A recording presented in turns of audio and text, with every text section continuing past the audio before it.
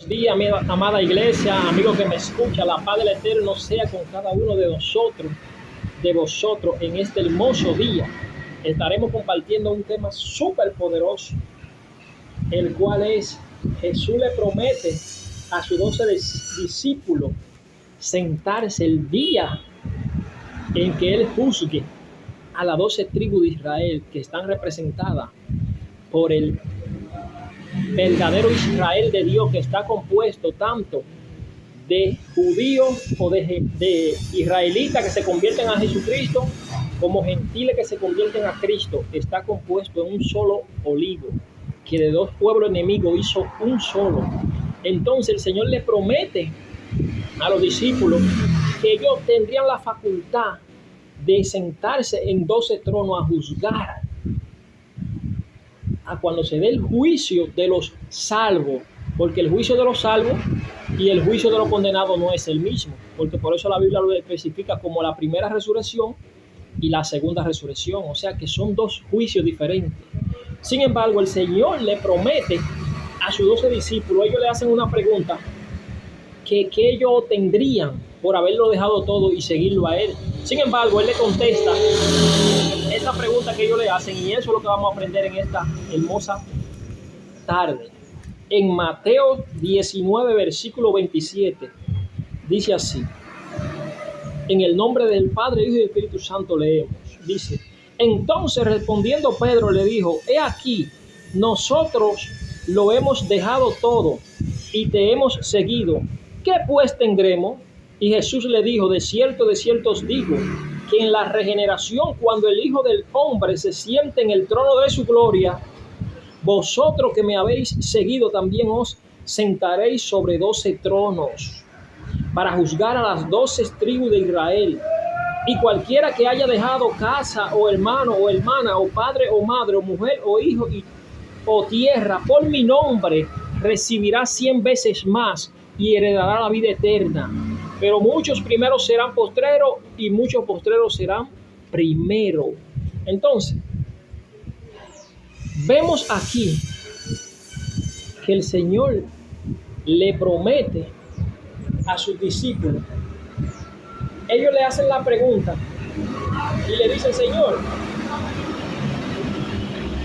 en esta cita bíblica en Mateo 19, del versículo 16, habla del joven rico que fue a preguntarle al Señor que él tendría que hacer para heredar la vida eterna. Y el Señor le dijo 5 mandamientos: no mate, no adultere, no diga falso testimonio, honra a tu padre y a tu madre y ama a tu prójimo como a ti mismo.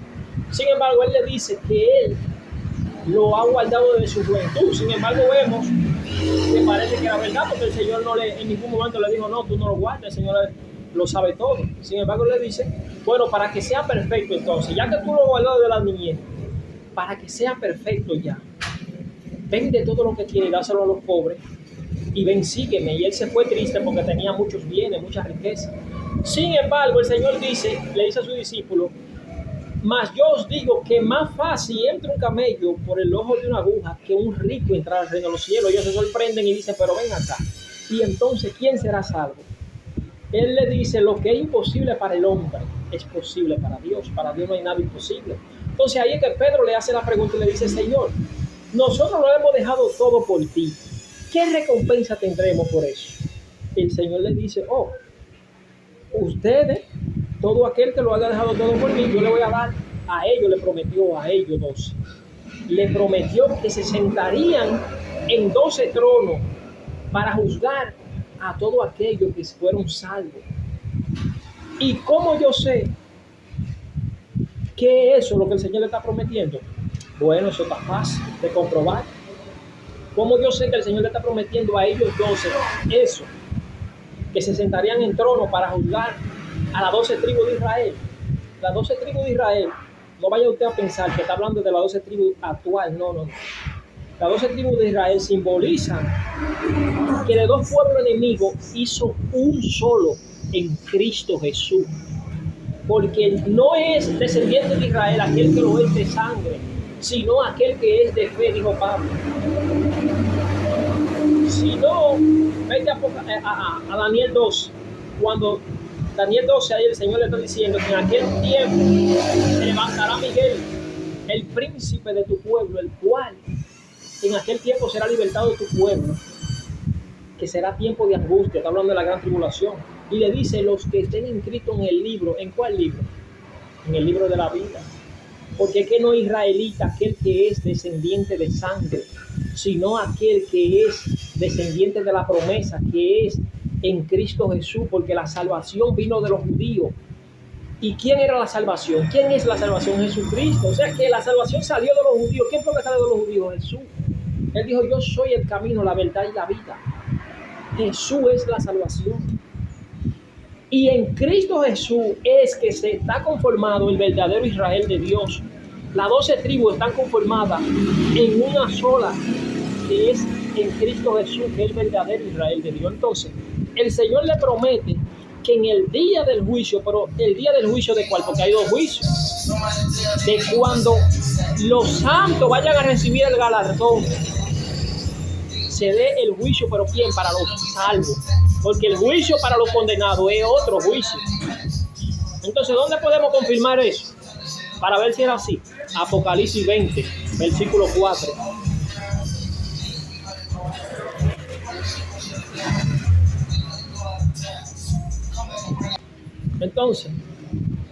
Entonces, Apocalipsis 20, versículo 4, ahí se confirma eso que el Señor, esa promesa que el Señor le dio a esos 12 discípulos, que ellos lo dejaron todo, dejaron mujer, dejaron hijo.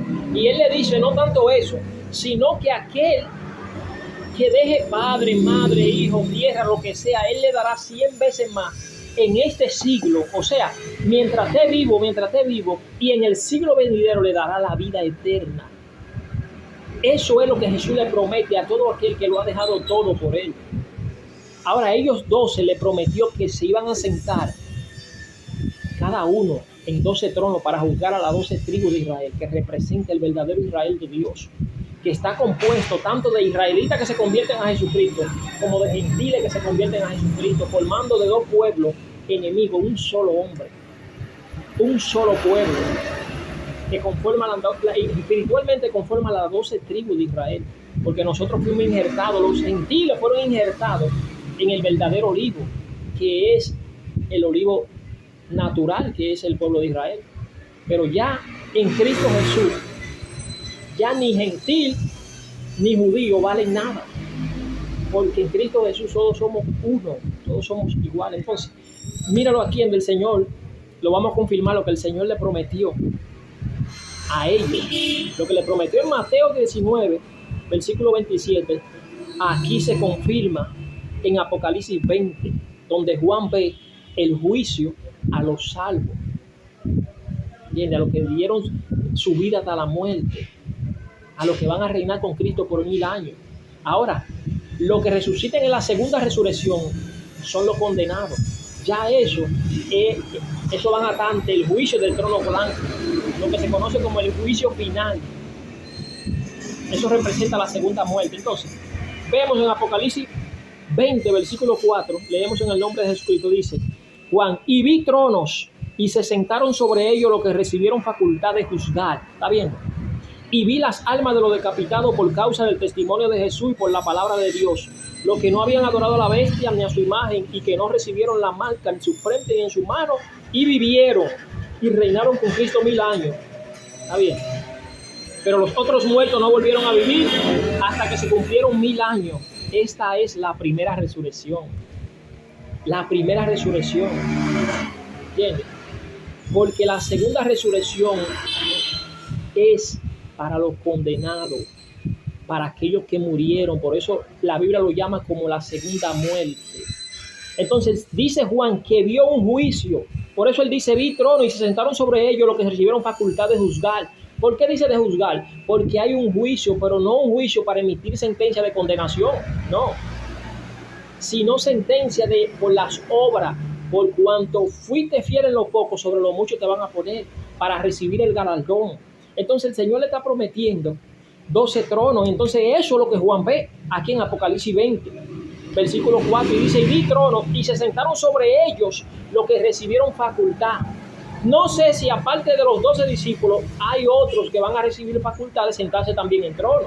Ahora, yo lo que sé es que el Señor le prometió a ellos 12 sentarse sobre trono, 12 tronos para juzgar a las 12 tribus de Israel, que representan todos los salvos en el mundo entero. Todos los salvos en el mundo entero. Porque no es que un juicio nada más de que para las 12 tribus de Israel, no. Porque si fuera así, entonces los salvos del mundo entero, ¿dónde van a ser juzgados? O sea, que un juicio tanto para los israelitas que se convierten al Señor, como los gentiles que se convierten al Señor, conforman las 12 tribus de Israel, porque es una simbología. El verdadero Israel de Dios no es aquel que es actual de sangre, porque por eso dice la Biblia que no es descendiente de Abraham aquel que lo es de sangre, sino el que es de la promesa. Pone un ejemplo. ¿Entiendes? ¿Cuál es la promesa? En tu simiente serán benditas todas las naciones de la tierra. ¿Y cuál simiente es esa? Jesucristo. Porque no es, el verdadero Israel de Dios no es físico. Está bien de que Dios a ellos lo escogió y hizo pacto, hizo promesa. Por eso es que Pablo dice en Romanos 9, no es que Dios haya fallado, sino que Dios decidió encerrarlo a todo en desobediencia para tener misericordia de todo por medio del sacrificio del Señor. Y por eso, como Dios lo encerró a todo, dice, a los suyos vino, mas los suyos no le recibieron, en San Juan 1. Mas a todos los que le recibieron le dio potestad de ser llamado hijo de Dios. El verdadero Israel de Dios es aquel que es de fe, aquel que acepta a Jesucristo como único y suficiente Salvador. Porque el Israel de Dios no es físico, sino espiritual. Pablo lo explica muy bien. Lo que pasa es que no a todos se le ha sido revelado ese misterio. Que el verdadero Israel de Dios no... Todos esos israelitas, esos judíos actualmente en la actualidad, que se mueren sin Cristo, automáticamente, no lo digo yo, están condenados. El Señor Jesús dijo, yo soy el camino, la verdad y la vida, y nadie viene al Padre. No dijo va al Padre, no, nadie viene si no es por mí. Él dijo nadie viene, y no hay forma de que un judío israelita en la actualidad que se vaya sin Cristo sea salvo, porque Jesús dijo yo soy el camino, y nadie, y la palabra nadie es nadie. Entonces, si usted no sabía ese misterio, sépalo, que el verdadero Israel de Dios es espiritual, que de dos pueblos enemigos hizo un solo, pero en Cristo. Y esos dos pueblos enemigos conforman en Cristo Jesús un solo hombre, un solo pueblo, una sola nación, un solo templo. Entonces el Señor le promete a esos 12 discípulos, y no solamente a los 12 discípulos, a ellos le promete que se iban a sentar en 12 tronos para juzgar, para darle el galardón.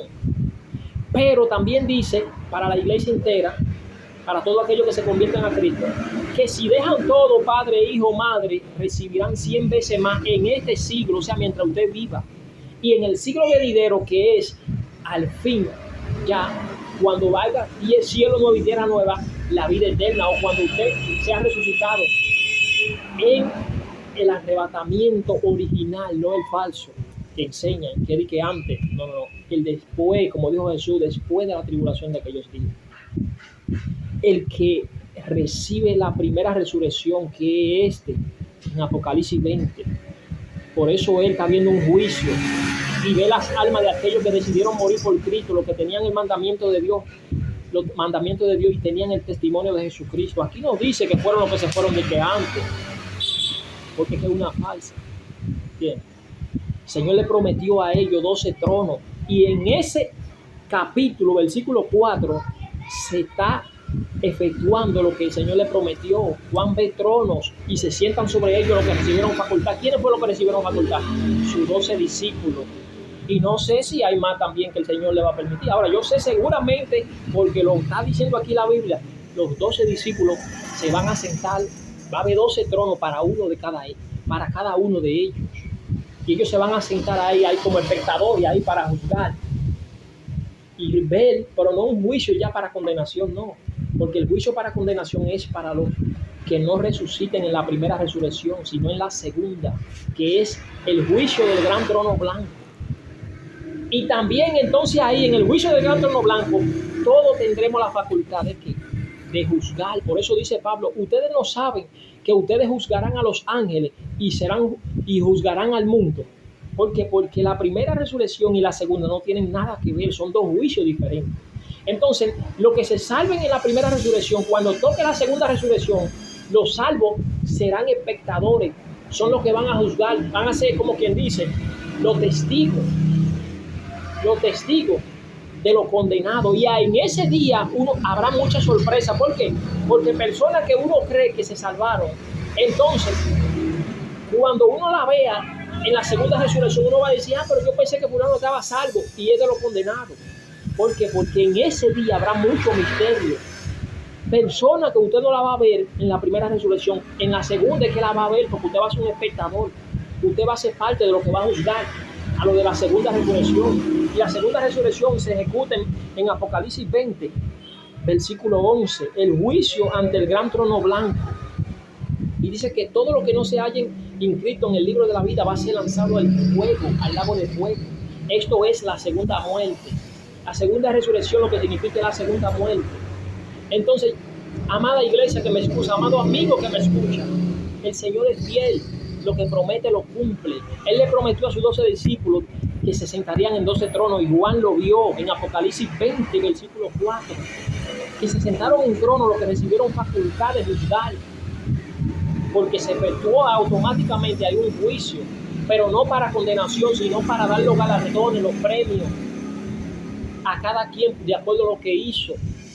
Habrán gente que se le delegará puesto de rey, otro de príncipe, otros brillarán como las estrellas, perpetua eternidad, como dijo Daniel. O sea, habrán diferentes rangos de acuerdo a sus obras y a su caminar, de acuerdo a lo que usted hizo. Todo el mundo no va a tener el mismo premio, el mismo galardón. ¿Entiendes? Porque por eso es que dice, hacer tesoro en los cielos. ¿Por qué? Porque lo que tú siembres, el tesoro que tú siembres, te van a poner un puesto más alto por eso. Entonces, ese es el juicio que se va a ejecutar para los salvos, para determinar el puesto, para determinar los premios de acuerdo a tus obras.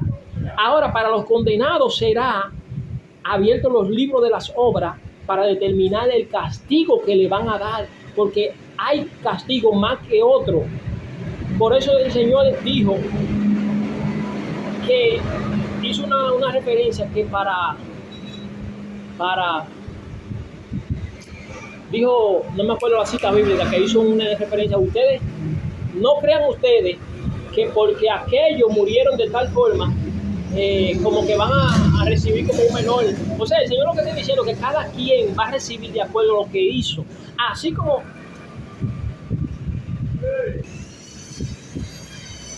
pues bien, pido disculpas que tuve que pararme, me llevó una persona ahí, pero como hablaban, el Señor es fiel en lo que promete.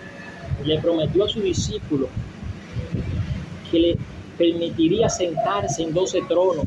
Y mira que en una ocasión hubieron dos que le pidieron, déjanos sentar uno a la derecha y uno a la izquierda. ¿Y qué él le dijo? Ustedes no saben lo que están pidiendo. Ustedes no saben. Ahora ustedes quieren beber de la copa que yo quiero beber. La copa que él estaba diciendo era ser muerto, ser mártir, ser un sacrificio. Por eso que él dice, coge tu cruz. Coger la cruz significa decidir dar la vida por Cristo día a día. Estar dispuesto a abandonarlo todo, a perderlo todo, por serle fiel al Señor. Y es por eso que la Biblia le da tanto mérito a esta gente que pasaron la gran tribulación, que lo llama bienaventurado. No lo digo yo, mira, Apocalipsis 26 dice, bienaventurado y santo el que tiene parte en la primera resurrección. La segunda muerte no tiene potestad, o sea, la segunda resurrección. La segunda muerte es la segunda resurrección, porque el que resucita en la segunda resurrección, amado amigo que me escucha, no se salvó. Por eso es que es bienaventurado el que resucita en la primera. Tanto aquellas personas que en tiempo atrás han dormido en Cristo, hasta los que logren pasar la gran tribulación, esos son los que van a resucitar en la primera resurrección. Entonces, ya como se efectuó la primera resurrección, que son los salvos, la segunda resurrección no tiene parte con la primera, porque ellos serán sacerdotes de Dios y reinarán con Cristo 1000 años. ¿Quiénes? Los salvos. desde tiempo antiguo hasta que se dé la gran tribulación. No me lo crea a mí. Por eso es que Juan ve trono y ve lo que recibieron facultad. Y ahí es que se ejecuta la primera resurrección. Ahí es que se ejecuta después. Juan está viéndolo después de la tribulación. Por eso ve las almas de los decapitados, los que no decidieron ponerse la marca en la frente ni en su mano derecha. Es por eso que Juan ve que se dio el juicio, pero para los salvos, no el juicio para los condenados, porque son dos juicios diferentes. Los salvos mejor van a juzgar a los condenados, van a ser espectadores. Por eso dice en Mateo 25, cuando dice el juicio a las naciones, y especifica lo de la derecha y especifica lo de la izquierda. ¿Por qué? Porque lo de la derecha son los salvos, lo de la izquierda son los condenados. Y son dos juicios diferentes. Entonces el Señor es fiel en lo que promete. El Señor le ha prometido a los 12 discípulos sentarse en 12 tronos, pero también a la iglesia, el que persevera hasta el fin, le ha prometido una corona de la vida. Y le ha prometido que recibiría una recompensa 100 veces más mientras viva en este siglo. Y en el siglo venidero, cuando venga el fin, que el Señor restaure todas las cosas, cielo nuevo y tierra nueva, vida eterna. Habrá muchos que serán reyes, porque la gran Jerusalén que está en el cielo va a descender a la tierra, pero a la tierra nueva y el cielo nuevo. Y ya no habrá mal, o sea, ya no habrá sol. ¿Entiendes? Ya estará junto toda la tierra. Ya no habrá de que mal, ya, de que agua que separe a nadie, de que una isla para allá. No. Todo será ya llano. Y los reyes vendrán de tiempo en tiempo a la gran ciudad a rendir. Así como lo mostraron Caín y Abel, que se presentaron al Señor y fueron a llevar su ofrenda. Así será como al principio. Por eso habla la regeneración de todas las cosas, porque el Señor hará todo nuevo. Y ahí es que se va a cumplir cuando el Señor haga todo nuevo, y haga cielo nuevo y tierra nueva, y la gran Jerusalén descienda por completo ya para siempre. Ahí es que se va a cumplir lo que le preguntaron los discípulos: Señor, ¿cuándo restaurará el reino? ¿Cuándo lo restaurará? Es ahí. ¿De qué reino que está hablando? Es del reino. Porque ellos estaban esperando un rey como David. Y ahí es que el Señor va a tomar su reino, porque el reino del Señor no es humano.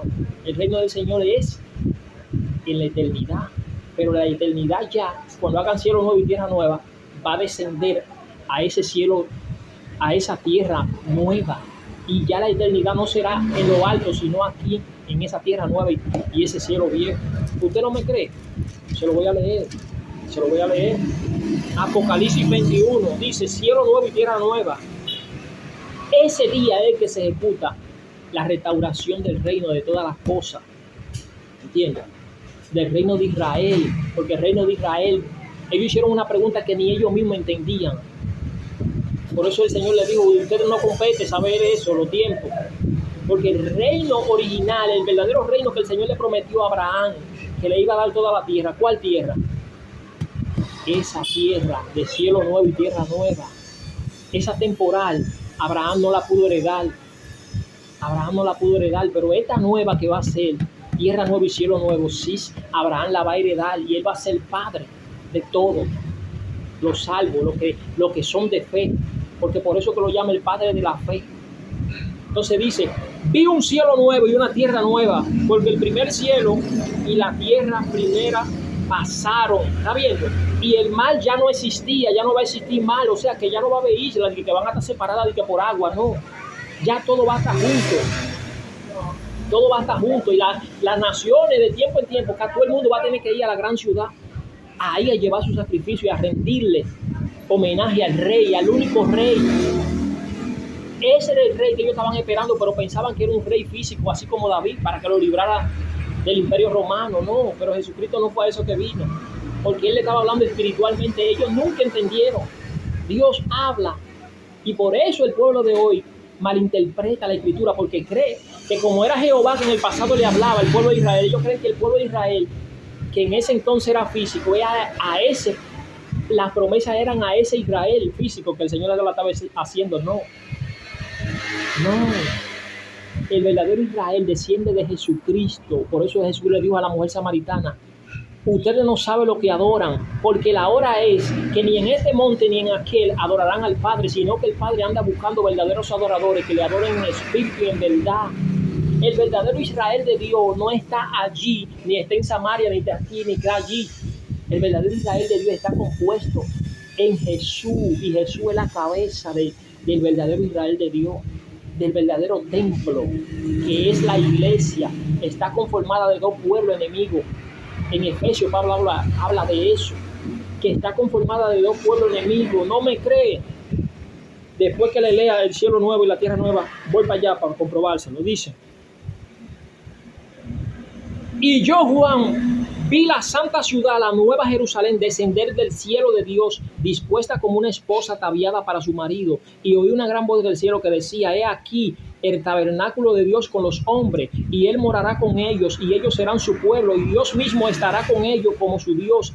Y enjugará Dios todas las lágrimas de los ojos de ellos, y ya no habrá muerte, ni habrá más llanto, ni clamor, ni dolor, porque las primeras cosas pasaron. Ya todo lo primero pasó, desde Adán hasta que ya se sentó el Señor en su trono blanco.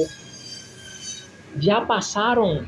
Ya el Señor va a hacer todas las cosas nuevas. Ahí es que va a restaurar el reino. Todo lo va a ser restaurado como al principio, cuando creó, formó al hombre, le dio forma a la tierra y a todo. Ya todo va a ser restaurado de nuevo. Cielo nuevo, tierra nueva. Ya el mal no va a existir más. Ya no habrá luna, ya no habrá sol, porque el Señor mismo será la lumbrera. ¿Entiendes? Y dice: y Dios enjugará toda lágrima de los ojos de ellos, y ya no habrá muerte, ni habrá más llanto, ni clamor, ni dolor, porque las primeras cosas pasaron. Y el que estaba sentado en el trono dijo: he aquí, yo hago nueva todas las cosas. ¿Está viendo? Restauró todo, lo hizo nuevo de nuevo. Todas las cosas como al principio, que todo era bueno, todo era perfecto.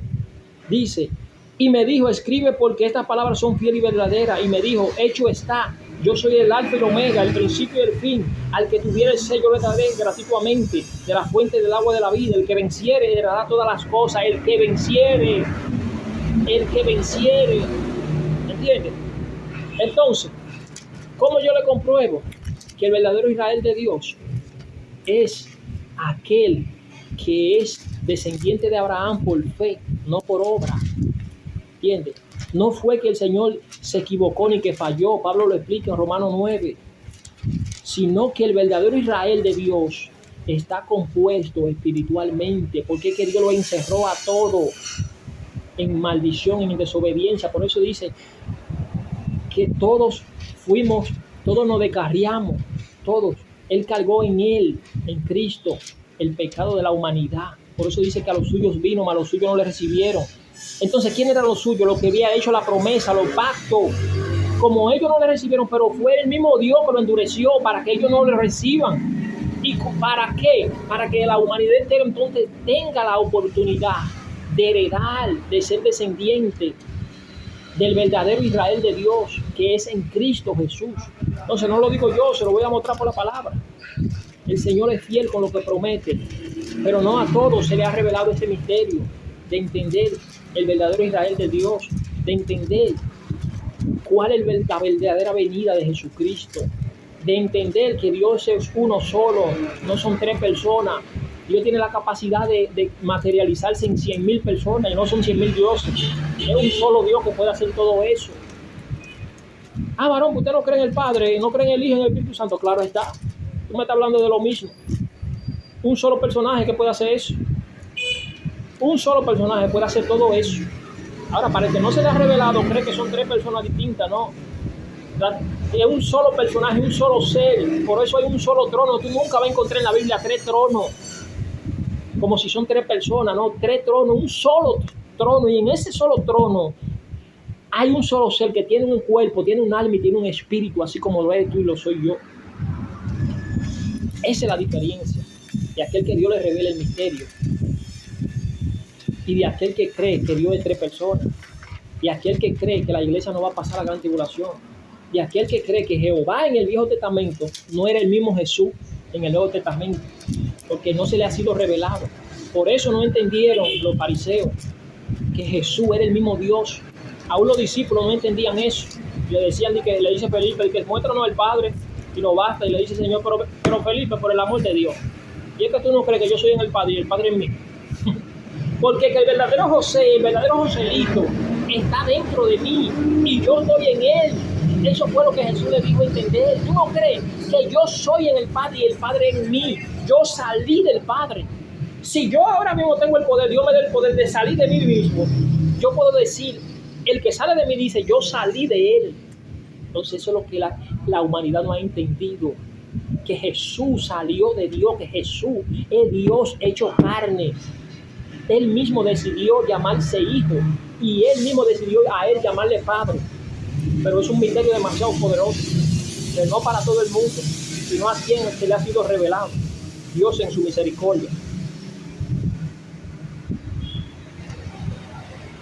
Mira lo que dice Pablo aquí. ¿Cuál es el verdadero Israel de Dios? Que de dos pueblos enemigos hizo un solo en Cristo Jesús. Dice, reconciliación por medio de la cruz. La reconciliación de lo que se había perdido. ¿Por qué? Porque en el huerto, con la desobediencia de Adán, se perdió la relación que había entre el hombre. Por eso fue que todos fuimos desconstituidos de la gloria de Dios. Pero en Cristo Jesús tenemos la oportunidad de ser hijo de Dios, de ser heredero y coheredero con Cristo. Míralo aquí. Por tanto, dice Pablo en Efesios 2, versículo 11 en adelante, acordaos de que en otro tiempo vosotros los gentiles, en cuanto a la carne, erais llamados incircuncisos, por la llamada circuncisión hecha en mano en la carne. En aquel tiempo estabais sin Cristo, alejado de la ciudadanía de Israel y ajeno a los pactos de la promesa, a los pactos que Dios le hizo a Abraham, a la promesa que le hizo a Abraham, sin esperanza y sin Dios en el mundo. Pero ahora en Cristo Jesús, vosotros que en otro tiempo estabais lejos, habéis sido hechos cercanos por la sangre de Cristo. Está viendo que en Cristo Jesús, que no es israelita aquel que lo es de sangre, sino aquel que se convierte a Jesucristo. Y dice, porque Él es nuestra paz, que de ambos pueblos hizo uno, derribando la pared intermedia de separación. Era una enemistad que había entre los judíos o los israelitas y los gentiles. Ellos se creían que eran los que tenían la batuta. Por eso cuando el Señor le dice a Pedro, mata y come, que le baje el lienzo, él dice, Señor, ninguna cosa inmunda he comido. El Señor lo que le está haciendo a la simbología es, no llame inmundo a lo que yo limpié. Porque ya el cristiano no puede llamar que está en el mundo de que inmundo, porque tú no sabes. De esa gente hay gente que son predestinadas, que tienen el sello, y aunque tú lo veas ahí en el mundo, son de salvación, pero tú no lo sabes. Y por eso es que los últimos serán los primeros y los postreros serán últimos.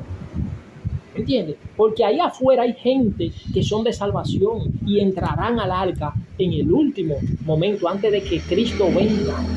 Porque si el que no entra al arca se perdió. Entonces, Pablo está diciendo aquí que de dos pueblos, en Cristo Jesús, el Señor derribó la pared intermedia. Como los gentiles no tenían promesa, no se le había dado pacto ni nada de eso, ¿qué tuvo que venir a hacer Dios? Hizo así y lo encerró a todo en desobediencia. Le puso una venda para que no reconocieran que Jesús era Dios en la tierra. Y entonces, por eso dice, a los suyos vino, mas a los suyos no le recibieron. ¿Quién era lo suyo? Lo que él había hecho la promesa, los pactos. Entonces este misterio no lo sabe todo el mundo, sino aquello a quien Dios se lo revela. Entonces, ¿qué tiene que venir a hacer Jesús? Derribó la pared intermedia de separación, aboliendo en su carne la enemistad de la ley y de los mandamientos, expresado en la ordenanza, para crear en sí mismo de dos un solo nuevo hombre. No me lo estoy inventando yo. De dos pueblos enemigos, el pueblo de Israel, que tenía los pactos y la promesa, y el pueblo gentil. Jesucristo tuvo que venir y materializarse. El mismo Dios hizo carne, que es Jesús. Y de dos pueblos enemigos en un solo hombre, que es en Cristo Jesús.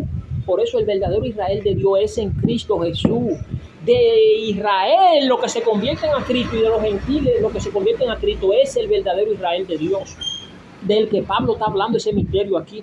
Y dice, un nuevo hombre haciendo la paz, y mediante la cruz reconciliar con Dios a ambos en un solo cuerpo, matando en ella la enemistad, y vino y anunció las buenas nuevas de paz a vosotros que estaban lejos y a los que estaban cerca, tanto a la casa de Israel. Por eso cuando aquella mujer le dice, dame, ve que mi hija te enferma, le dice, no es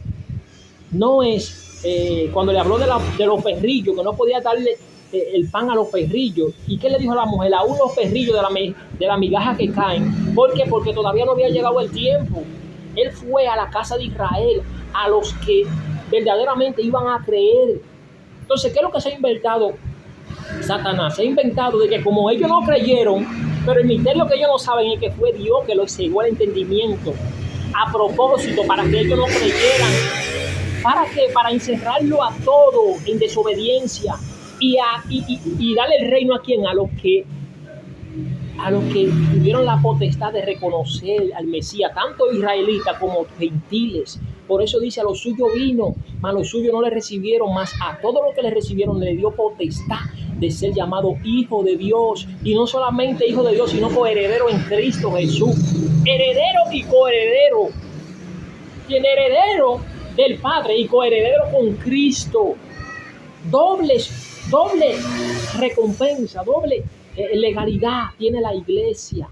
Y la iglesia no está compuesta de gentiles, no, es de israelitas que se convierten a Cristo y de gentiles que se convierten a Cristo.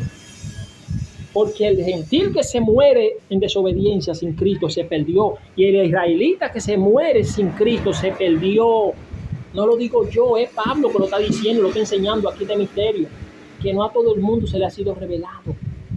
Y es por eso que hoy en día está esta confusión, creyendo que el reloj de que se paró, de que porque ellos no le recibieron, de que el reloj se paró. A ver a dónde la Biblia habla de eso. Es un invento de Satanás que se inventaron, de que las 70 semanas de Daniel. Yo tengo esa enseñanza en mi canal, José Nolasco, @gmail.com 2810. Yo enseño ahí la verdadera primera parte y segunda tengo de las 70 semanas de Daniel.